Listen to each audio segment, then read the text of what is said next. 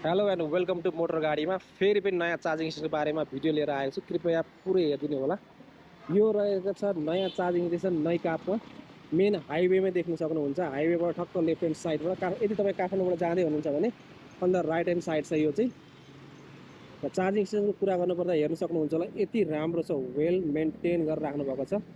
Parking छ, car वास छ, बस्नको लागि राति त्यहाँनिर स्पेस पनि छ, रेस्टुरेन्ट छ, टोयलेट छ। र चार्जिङ स्टेसन त यहाँ टन्नै छँदैछ होइन। चार्जिङ स्टेसन चाहिँ यहाँनिर सबै 80-80को छ, एउटा 40 किलोवाटको छ। हरेक चार्जिङ स्टेसनमा ड्युल गन छ। 80 किलोवाटको भयो यो सिसिएस भयो, यो चाहिँ अर्को जिपिटी छ, अर्को जिपिटी छ र अर्को सिसिएस र अर्को सिसिएस छ। टोटल प्रशस्तै छ, यहाँनिर 9वटा छ अहिले। चार्जिङ स्टेसन चाहिँ अब यस्तै खोल्नुपर्ने हुन्छ जहाँ चाहिँ चार्जिङ मात्रै होइन कि चार्जिङ सँगसँगै खानेको लागि पनि ठाउँ, बस्नको लागि पनि ठाउँ, कसैलाई कार वास गर्नु छ त्यो पनि गर्न सकिन्छ यहाँनिर।